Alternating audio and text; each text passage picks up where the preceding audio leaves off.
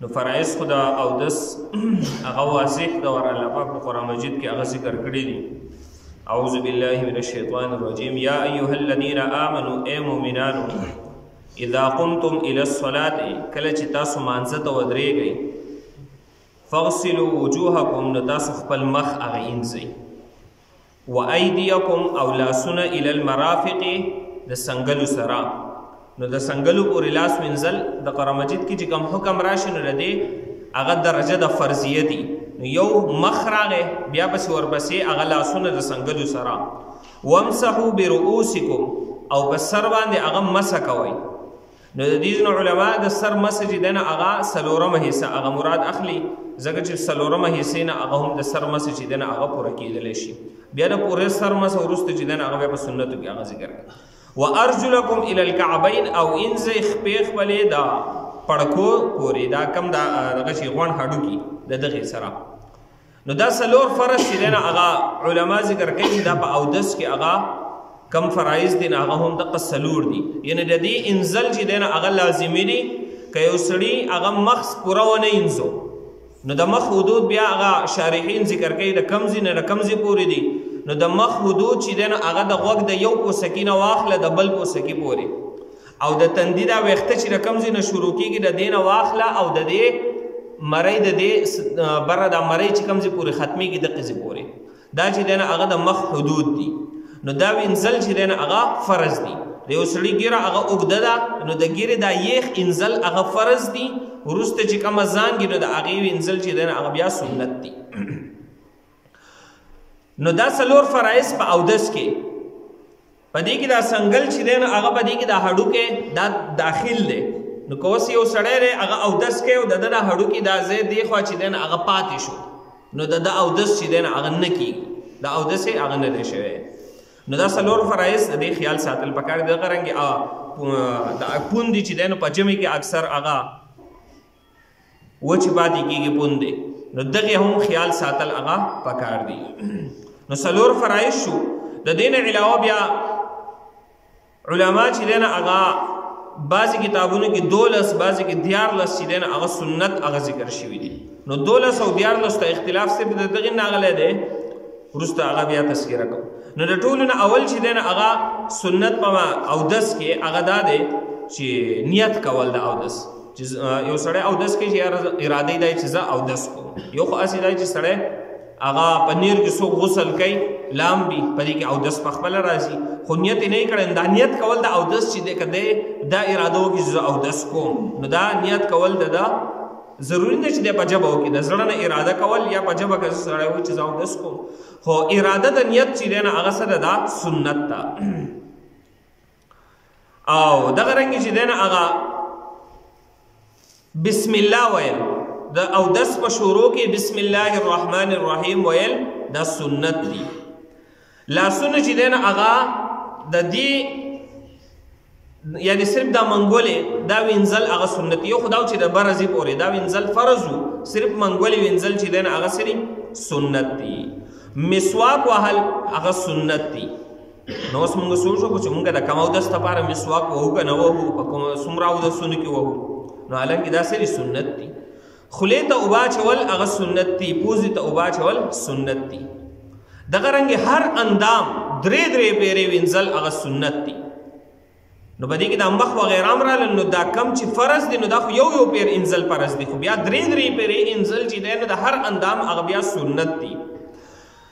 د ګیرې د ګوتو خلال کول دا هم سنت دي. نو ګوره کوم چې کتابونو کې چې هغه 14 ذکر شوي دي نو په هغې به دې لحاظ چې د ګیرې خلال کول سنت دي دی جدا ذکر کړی او د ګوتو خلال کول سنت دي دی جدا ذکر کړی دی او دلته چې دی نه هغه یو ځای ذکر شوي دي.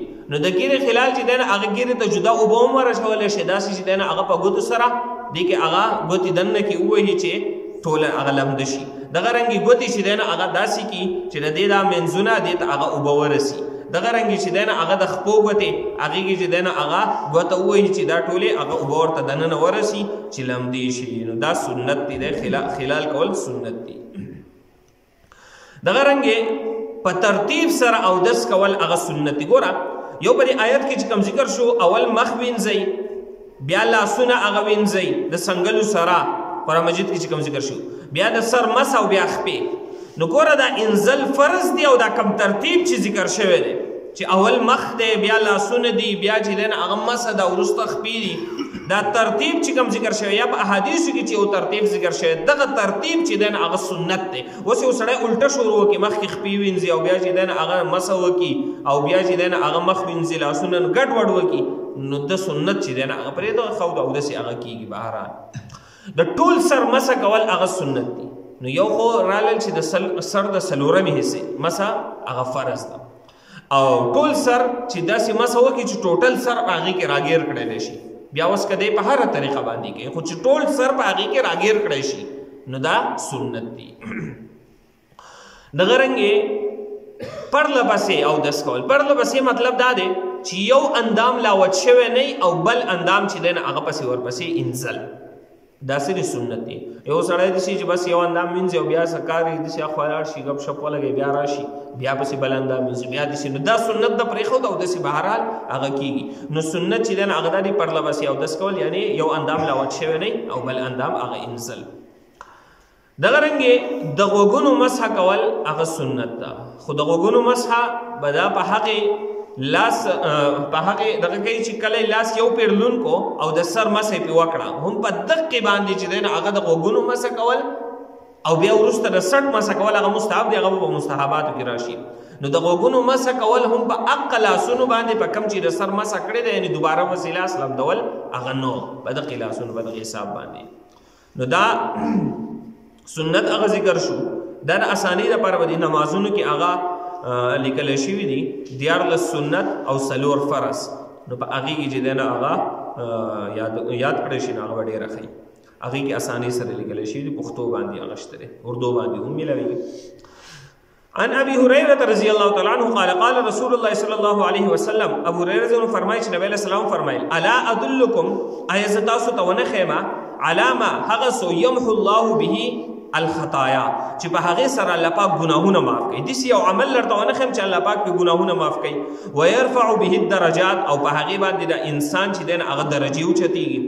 قالو نو دې صحابه ووایي بلا ولې نو یا رسول الله یا د الله رسوله وښیه راته داسې که نه. قال النبي علیه السلام فرمایل اسباغ الوضوء علی المکاره یعنې اودس پوره کول علی المکاره د تکلیف په وخت کې. انسان دی هغه ته چې دی نه هغه بیماري ده ناجوړه دی په دې به دغه وخت کې چې دی نه هغه صحیح پوره اودس وکړي. داسې نه شي نیمګړی اودس ځان ته خلاص کړي یا یخني ده اوبه یخې دي او دی بیا دغه ټایم کې هغه پوره اودس کوي. نو د تکلیف او د مشقت په وخت کې هغه اودس پوره کول په کاملې طریقې سره دا هغه عمل دی چې د دې سره الله پاک ګناهونه د انسان هغه معاف کوي او نیکۍ یې هغه زیاتوي. خو د دې ګناهونو نه مراد هغه واړه ګناهونه دي وروسته بل حدیث کې هغه وضاحت راغلی دی. وکثرة الخطا الى المساجد او زیات قدمونه جماعت ته وانتظار الصلاة او انتظار د مانځه بعد الصلاة وروسته د یو مانځه نه یعنی یو منځ وشي د هغې نه وروسته بل مانځه لپاره یو سړی انتظار کوي. فذلکم الرباط نو دا رباط دی ستاسو لپاره. رباط په میدان جنگ کې کافر سره هغه جنگ روان دی په هغې کې د شپې چې دی نه هغه کم مجاهد پیره ورکوي د ده چې کم فضیلت راغلی دی د دغه فضیلت چې دی نه د هغې کس دپاره دی چې یو سړی هغه جومات ته روان دی قدمونه نو په یو قدم دته هغه دی کوي یا یو سړی په جومات کې ناست دی او د مانځه انتظار کوي چې یار اوس ټایم پوره شي او په مانځه باندې به ودرېږم او په انتظار کې هغه دی ناست دی. نو دا داسې دی لکه دی په میدان جنگ کې د کافر خلاف چې دی نه هغه دی پیره ورکوي د مسلمانانو حفاظت کوي. د ده مثال چې دی نه د هغې په شان دی. او بل حدیث کې نبی علیه السلام فرمایي ابو هريره روایت دی اذا توضأ العبد عبد المسلم کله چې یو مسلمان بنده هغه اودس کوي او المؤمن یا مؤمن ذکر کړی فغسل وجهه نو دی خپل مخ وینځي خرج من وجهه كل خطیئة نو د هر هغه ګناه معاف کېږي نظر الیها بعینیه چې ده ورته په سترګو سره هغه کتلی وي. نو کله چې انسان مخ وینځي نو د سترګو په ذریعې چې د ده نه کم ګناه شوی دی الله پاک دته چې دی نه هغه معاف کوي یعنی غلط نظر ته استعمال شوی دی. مع الماء او مع آخر قطرة الماء د دې اوبو سره یا اخري قطره چې تویږي د دې سره سره د چې دی نه هغه څومره قطرې هغه ځي د دومره چې دی نه هغه د مخ نه راتاویږي دا قطرې دومره د ګناهونه هغه معاف کېږي د سترګو. فاذا غسل يديه پس هر کله چې دی خپل لاسونه هغه وینځي خرج من يديه كل خطيئة كان بطشتها يداه مع الماء او مع آخر قطرة الماء. نو د دې کله چې د لاسونه وینځي نو د دې اوبو سره یا د اوبو دا قطرې چې څومره راتاویږي د لاسونو نه دومره چې دی نو د هغه ګناهونه معاف کېږي کوم چې د په لاسونو سره کړي.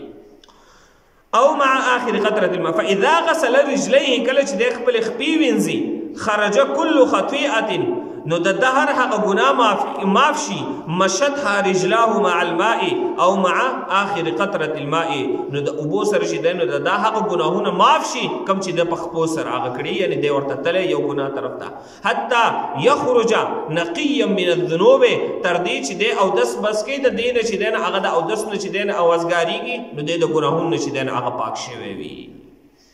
او دغه بل روایت کې بیا وضاحت هغه ذکر کوي. نبی علیہ السلام فرمایي ما من امرئ مسلم نشته یو مسلمان بندا مگر تحضره صلات چې کله دته منځ هغه حاضر شي مکتوبه فرض مانځه وخت راشي فیحسن وضوءها نو دی خپل اودس په ښایسته طریقې باندې وکړي وخشوعها او په خشوع د هغې سره یعنې د هغې د فرایضو د سنتو او د کم چې مستحبات دي د هغه ټولو خیال وساتي ورکوعها او د خپل رکوع یعنې د مانځه خیال وساتي.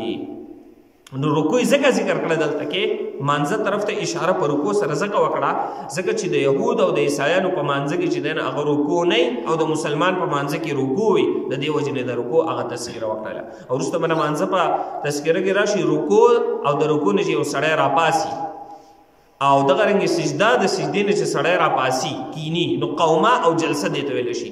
دا لازمي دی دا واجب دی. یو سړی دا ونه کې اوس نن مې چې دی نه هغه یو کس ولیدو د هغه مونځ داسې و چې نه به کې قومه وه نه به کې چې دی نه هغه جلسه وه یعنې د رکوع نه راپانسېد خو چې څنګه رکوع ډایرکټ چې دی نه هغه سجده چې یو سجده څنګه ډایرکټ جو معمولي سربر او بله سجده دا نن مې یو کس نو نه په هغې کې هغه قومه وکړه نه یې پکې جلسه وکړه. نو چې قومه او جلسه ونه شي نو دا خو واجب دی او چې واجب په مانځه کې ونه شي نو دغه مونځ د سره کېږي.